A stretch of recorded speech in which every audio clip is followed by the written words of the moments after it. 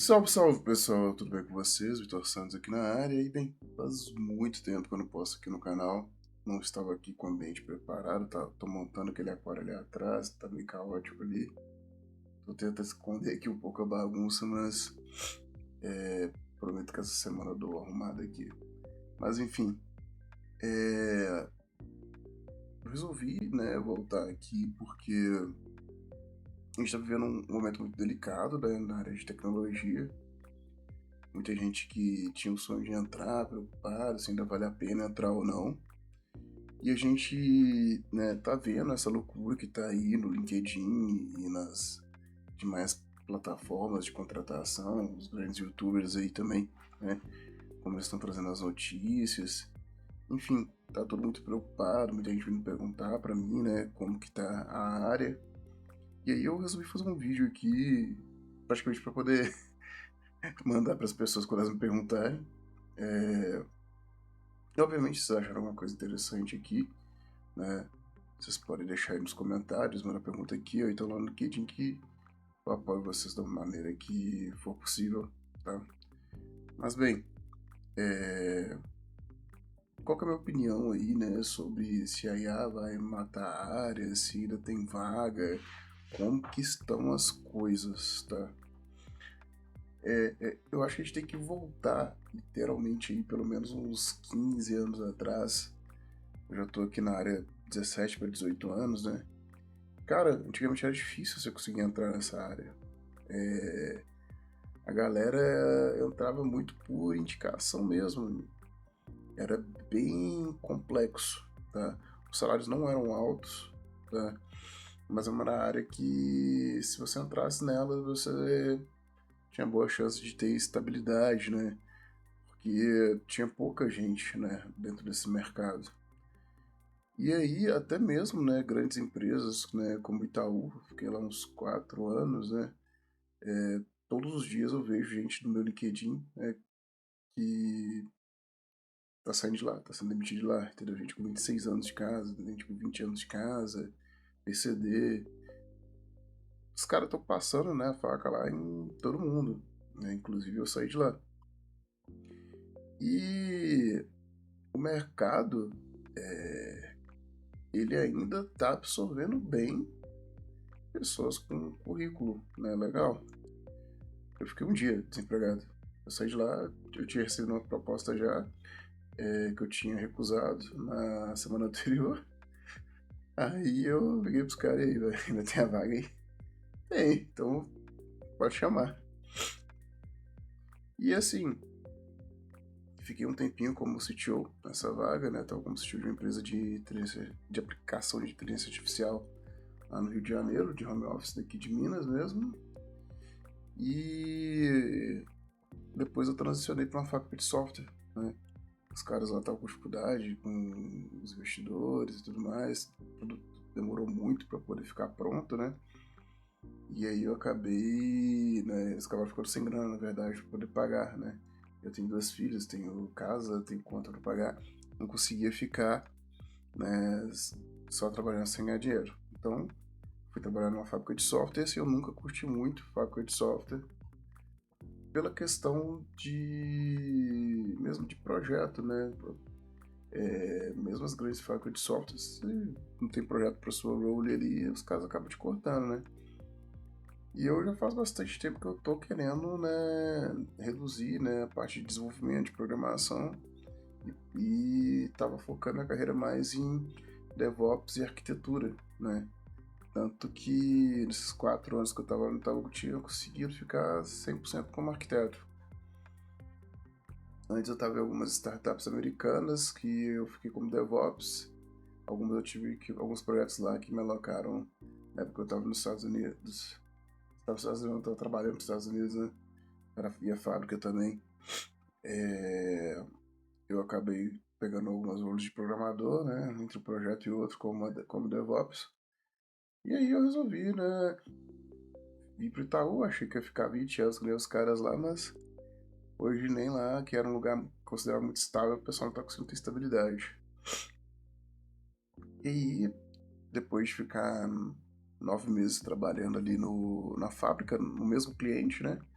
o cliente resolveu me contratar como chefe de arquitetura, né? Para mim liderar, né, a frente de arquitetura da empresa, a empresa top 3 de telco, né, do Brasil. Vou ficar citando muito aqui para me expor, mas tá lá no LinkedIn também, tá tudo exposto na verdade, né? Vocês podem lá bicar se vocês quiserem. E assim, nesse processo todo, né, estando dentro de uma fábrica de software e indo para empresa que é muito grande, eu vi contratações acontecendo o tempo todo. Eu vi movimentações de pessoas, tá? Foi um lado até que humano que eu achei legal, porque a empresa que eu tô agora já comprou acho que 40 empresas no total para poder, né, absorver. E eles estão sempre ali, né, vasculhando as pessoas, vendo o currículo, fazendo entrevistas, apresentando as áreas que tem vaga dentro da empresa, né? Saber se as pessoas, né, de tecnologia estão querendo vir, né, para a empresa ou a gente prefere ser desligadas. Então, a fábrica de software que eu também estava, se o cara fosse bom, eles estavam segurando bastante o cara, eles não estavam mandando embora à toa. Só quando o cara era ruim mesmo, e a gente sabe que tem bastante gente picareta aqui no nosso meio, né? Quando o cara era bom, eles estavam segurando, legal. Então, assim, a área não, ela não é ruim, entendeu? Às vezes você acaba lidando com empresas ruins e com pessoas ruins. Mas tem vaga, tem empresas, entendeu? Existem necessidades, só que a régua ela realmente ela subiu muito. Antes o nível de conhecimento que era pedido, né, era muito assim, cara, você tem que saber o básico e aqui você aprende, né? E isso assim não era nenhuma realidade, na verdade, né? Muita gente queria contratar só quem já sabia.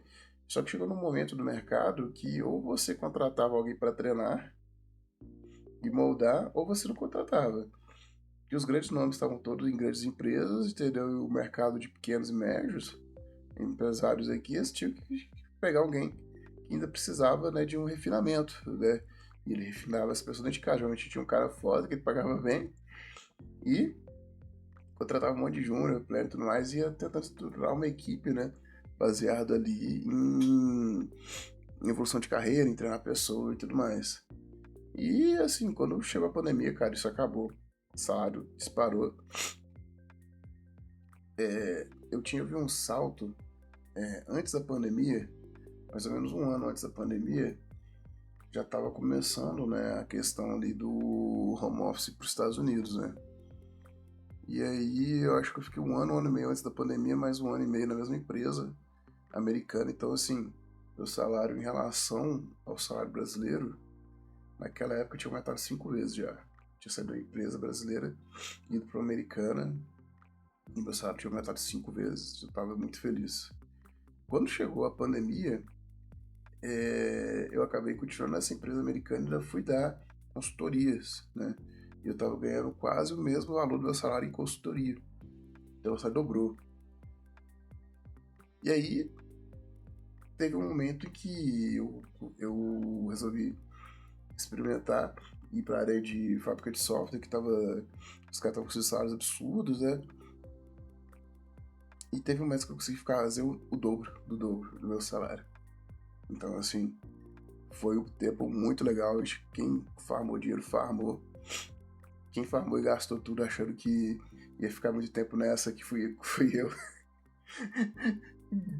Ganhou dinheiro, não ficou com nada, mas curtiu a vida um pouquinho ali, entendeu? Comprou muita coisa legal, viajou, restaurante, mas não montou patrimônio, né?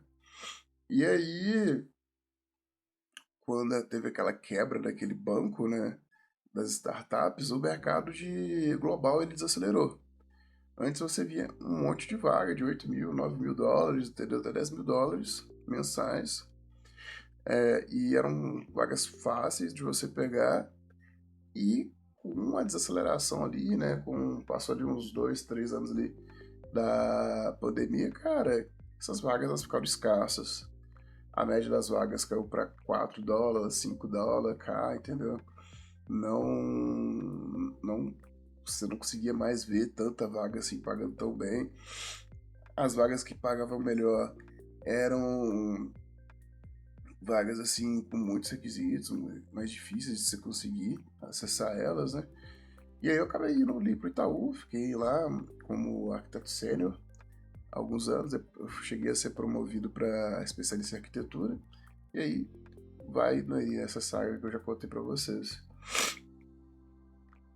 E eu digo assim, pro júnior, né, para quem quer entrar agora, essa questão da IA, ela tá muito recente, tá muito forte, e a gente vai acabar tendo um problema ali no futuro, né, de dificuldade de formação, né, de seniors, porque não vai ter pouca gente entrando no mercado, então não vai ter mais tanto sênior no mercado. E querendo ou não, você precisa de um cara muito bom, que entenda de arquitetura, que entenda de segurança, para orquestrar e revisar, né, o que a IA está fazendo. Sem esse cara, você vê esses problemas que estão acontecendo aí hoje, né, de invadiram o software que a IA fez, invadiram isso, invadiram aquilo. Cara, eu estou usando IA para codar desde setembro do ano passado. Eu comecei pelo Code Assist, ainda não existia Gemini 3, era no máximo ali era o Gemini 2.0 e o 2.5 Pro. Legal, eu utilizei ele por vários meses, acho que foram 6, 7 meses usando ele. Depois eu pulei pro Anti-Gravity. Usei o Anti-Gravity ali durante... Deixa eu fazer o Anti-Gravity aqui forte de fevereiro até agora. Foi uns 4 meses. Aí, no finalzinho ali, né, desses últimos 4 meses, eu tava experimentando o Gemini CLI, muito forte, com Open Code. Comecei a fazer comecei a migrar todo o harness que eu tinha feito no Anti-Gravity. Eu configurei ele, né, no Open Code também. Tudo foi bem compatível, não precisei de mexer em nada assim para poder passar a utilizar ele ali, né? Mas eu também estava fazendo harness muito forte, estava mais aplicando skill MCP muito, muito forte. E aí eu consegui reaproveitar todas. E aí agora eu migrei, né, pro Cloud Code. E já faz acho uns 25 dias que eu estou usando ele. Cara, realmente, assim, qual que é o maior problema que eu peguei ali, né? São os pontos ali que às vezes a IA apaga alguma coisa. E se você não estiver fazendo um bom code review, você quebra o sistema, quebra alguma coisa, entendeu? E assim, como eu já estou acostumado, né, a fazer o harness com equipe, com time, né? Eu mesmo fazer meu próprio harness. Tô acostumado a usar sempre ali o Docker, versionamento, GitHub. Eu não tive grandes problemas, realmente, assim. A IA ia lá, codava para mim, e eu ia logo em seguida revisava tudo, configuraria os testes unitários, né, testes de regressão, e não tava dando. Tipo assim, quando dava um problema, eu mandava para arrumar, ou então no meu próprio code review, às vezes eu perguntava, por que você deletou isso aqui? Não tá fazendo sentido para mim. Ele, realmente, não deveria ter feito isso, eu não sei porque eu fiz, e ele ia lá, voltava. E como eu tava usando muito o Anti-Gravity, coisa que eu tô sentindo falta aqui, no Cloud Code, que eu tô tendo que fazer pelo GitHub mesmo, né, na hora de fazer a PR, às vezes eu ia lá, tava vendo, ele mostrava para mim os arquivos que ele modificou. Eu clicava, né, no arquivinho lá e eu dava a revisada, né? E às vezes eu clicava numa linha de código, pô, isso aqui eu não quero que você tire, não faz sentido. Aí eu ia lá, tirava, avisava ele que eu tava tirando aquilo dali. Ou às vezes nem avisava, eu só tirava mesmo, porque eu vi que ele tava fazendo besteira, não ia fazer diferença nenhuma pro código. E eu conseguia manter um padrão de código bem legal. E cara, se você for pensar, quando a gente está falando de entrega de projeto, às vezes um projeto que, por exemplo, um dos projetos que eu fiz O pessoal tava com uma fábrica de software, a fábrica de software colocando os caras meio ruim lá. Era um projeto que era para 7 semanas e tinha passado um mês e os caras não tinham feito nada, nada. E aí eu falei, cara, eu vou pegar aqui para poder fazer, muito obrigado. E foi o primeiro projeto assim que tem produção numa empresa gigante que eu fiz do zero com IA. Cara, tipo assim, no ecossistema de umas 9 aplicações que compõem, né, o projeto que foi entregue, ela é a única aplicação que nunca deu pau, entendeu? Então, não substitui o código humano, não substitui trabalho. Cara, substitui quando ele é bem orquestrado. O lance é quem que tá orquestrando por trás aquele código ali. Então, e que nem eu falei, não tô nem usando muita coisa, né, pra fazer harness. Não tô criando aquele cercadinho muito bem feito, coisa que os meus próximos, né, se quiserem, alguns vídeos dos meus próximos passos estão sendo justamente, né, fazer um harness decente aqui pra minha stack de IA, que eu tava usando, pagando no meu bolso, né, as IAs, e agora a empresa me deu tanto o Cloud Code Max ali, né, e o Antigravity também, no Enterprise. Então, eu, eu vou, né... É porque o Harness ele acaba gastando mais token, que você tem muita repetição e tudo mais, e acaba mais rápido. Então, eu prefiro eu mesmo ali fazer as revisões, né, e ser um pouco mais criterioso, né, gastar um pouco mais de tempo. Porque, querendo ou não, se eu tô com um time de 3 pessoas trabalhando no mesmo projeto, eu vou ter que gastar tempo com code review. E ainda vou ter que esperar as pessoas entregarem o código delas. Aí ela entrega muito mais rápido e eu vou gastar o tempo ali para fazer o code review de qualquer forma. Então, realmente, eu vejo ele, a IA, como um grande acelerador. Tá bom? Realmente acelera pra caramba. Mas se você não souber, não tiver cuidado, né? Porque um dos grandes problemas que a gente sempre teve, né, em times é justamente a falta de code review. O pessoal fala que preguiça de fazer code review. E é daí que moram os maiores problemas, os maiores bugs, os maiores catástrofes em produção. Geralmente são advindos de code reviews ruins. Então acaba que, pô, eu já não codei, vou gastar meu tempo fazendo code review, entendeu? Beleza. E aí às vezes o cara fala, pô, você leva 1 hora pra codar, 1 hora pra revisar, agora você manda IA ficar lá codando 1 hora com você corrigindo ela e depois você vai fazer o code review de mais 1 hora. Cara, isso não é bem assim. Eu tô vendo muita gente dando esse exemplo, muita gente falando assim, ele no LinkedIn, mas não é bem assim. Geralmente a pessoa tá falando isso de uma feature sozinha, tá? E me passa a impressão que todo mundo tá trabalhando com monolito, tá? Porque quando você vai ali pro Clean Arc, que pouca gente tá, né? Todo mundo tá voltando, regressando ao monolito aí. Mas quando você trabalha com contextos menores, né? Você vai ali para uma ideologia de microserviço e tudo mais, toda hora você está criando, né? Aquele projetinho ali do zero, né? Tem toda a parte de setup e tudo mais que aí acelera pra caramba. Você cria ali, né, os seus templates, né? E já deixa tudo pronto. E, cara, ela supre muito, muito bem, né? Essa parte ali, tipo, de uma coisa que você às vezes fica bem mais do que 1 hora fazendo, ela faz. Se tu confia ali na IA, já tá acostumado, coisa que você ia ficar 1 hora lendo de documentação, você ia ficar lendo 1 hora sem codar nada, ela em 5 minutos, 10 minutos, ela vai ter lido e entendido, ela vai pegar tudo, vai fazer para você, e você ainda consegue pedir para ela documentar, para tu bater lá o olho na documentação, pelo menos os contratos, e entender se ela tá seguindo realmente aquele contrato, aquela lógica, né? E assim, enquanto ela tá fazendo, tu tá lendo ali, tu tá fazendo uma leitura dinâmica que geralmente ela vai terminar antes de você terminar de ler. E aí tu vai fazendo, né?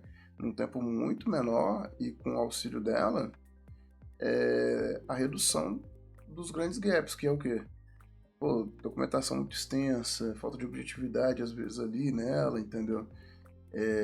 Ela consegue resumir, ela consegue já, né, começar a codar muito mais rápido que você codaria. Os códigos, cara, estão bem melhores do que muito júnior faz. às vezes até que muito sênior faz. E aí o maior cuidado é justamente você conseguir orientar ela a seguir uma arquitetura, né, boa, decente, né, que faça sentido, tá? Geralmente o maior problema ali é arquitetural, é a execução, né, bem feita ali, para aguentar grandes cargas. Até mesmo quando te fala de um projeto interno que vai ter pouca carga, dificilmente você vai precisar sequer revisar ali. Obviamente sempre revisa seu código. Mas eu acabei falando muito de IA aqui, desviei um pouco aqui do foco, mas como a gente hoje tá com a IA nesse foco todo, ela é uma novidade. É a mesma coisa assim, quando veio o WordPress, pô, PHP acabou, todo mundo usa só WordPress, não precisa mais de programador PHP. Aí veio o Elementor ali, pô, agora não precisa nem do designer mais, saca? Então, e os caras tá aí, tá todo mundo trabalhando até hoje. 10 anos atrás veio essa revolução aí. Gente, hoje PHP com WordPress, sei lá, compõe o que? 70% do universo da web aí. Entendeu? Todo blog é WordPress, toda uma porrada de e-commerce é WooCommerce, né? Que é plugin do WordPress. Enfim, ainda tem um monte de gente trabalhando nesses sistemas e tudo mais. O pessoal entende que para evoluir feature, fazer coisas customizadas, vai precisar de um dev ali, entendeu? E assim, quando o sistema é muito grande, não adianta, a IA começa a nossa lidar, começa a errar mais, então começa a ficar mais interessante, né? Você usar ela só como auxílio do que realmente, né? Deixar ela codar tudo. E aí, quando essa novidade passar, quando essa vibe passar, as vagas vão começar a surgir com mais naturalidade. E o mercado ele tá criando um gap muito forte, igual o de quando eu entrei. Que todo mundo queria só contratar sênior, sênior, sênior, sênior. Chegou um tempo que não tinha mais nenhum sênior, entendeu?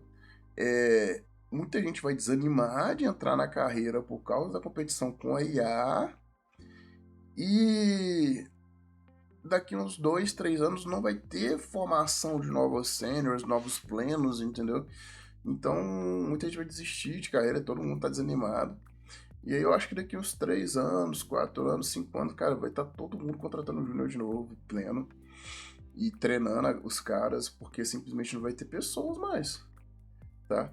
Porque você tem que pensar que muito sênior até lá vai estar aposentando, o pleno ele vai ter virado sênior e ele vai precisar de alguém para poder fazer o trabalho que ele fazia antes. Não é possível que a empresa não vai crescer, cara, não vai ter nenhum setor.